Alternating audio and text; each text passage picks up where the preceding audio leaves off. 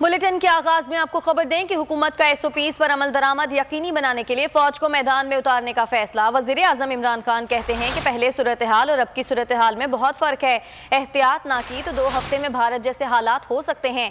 अगर ऐसी सूरत हाल हुई तो शहर बंद करना पड़ेंगे। अभी लॉकडाउन नहीं लगा रहे, लेकिन हुकूमत कब तक रुक सकती है, इसका इन्हिसार अवाम पर है। वैक्सीन की किल्लत हो गई है, चीन से वैक्सीन मांगी है, अगर मिल भी गई तो फ़र्क नज़र आने में 1 साल लगेगा।